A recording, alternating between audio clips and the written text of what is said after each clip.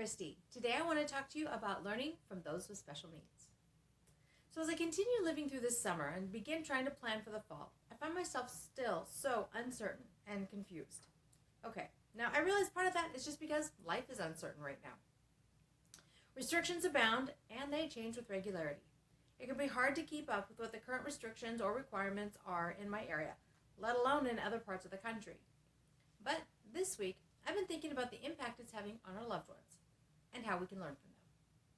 So our school district wrestles through its plans to reopen this fall, and it's also trying to make a contingency plan for all online learning if they have to close down again. Everything just feels really up in the air. Now, on the one hand, things are starting up and plans are moving forward to reopen. On the other hand, I heard that our governor is shutting down some businesses because cases are on the rise again. I'm sure we're not alone in this back and forth. Now, I get that it's really hard on people to be stuck at home, and the impending threat of having to go back on a stricter shelter in place is depressing to a lot of people. But sometimes I wonder if our loved ones, in their simpler black and white thinking, don't have it right. I know AJ only sees things in black and white. It's one way or the other. Now, we regularly laugh through conversations with him. Mom, a Pinto is a good car, right?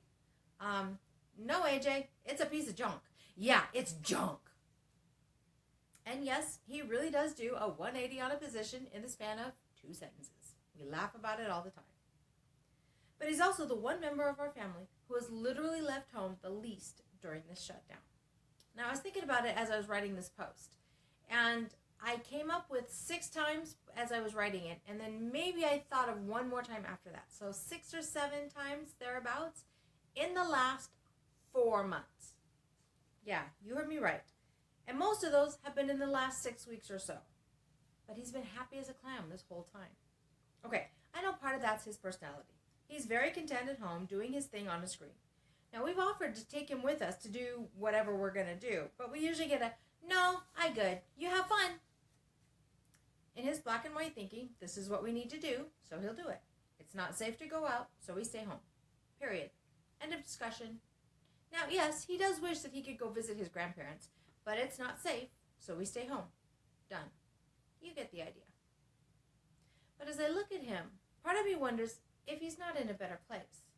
And that makes me wonder if you're finding the same thing. Is your loved one content at home?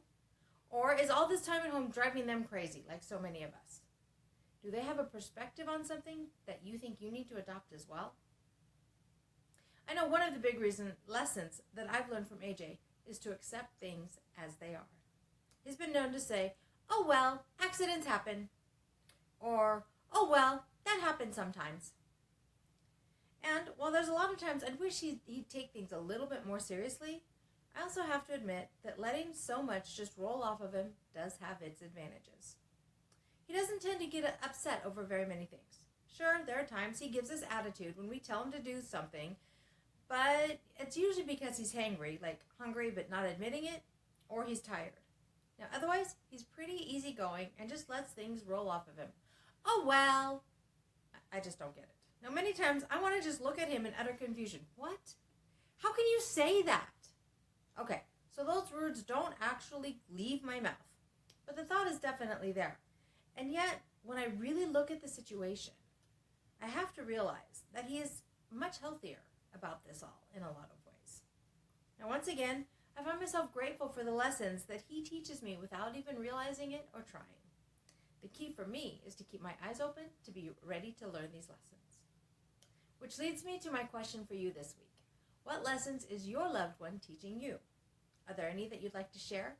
I'd love to hear about them. You can leave me a comment below, or you can leave me a comment over on the blog. That's at www.havenofhopeforme.com. This originally posted in July of 2020. As always, I'd appreciate it if you'd share this with anybody you think would find it helpful. I'd love to help as many families as I can.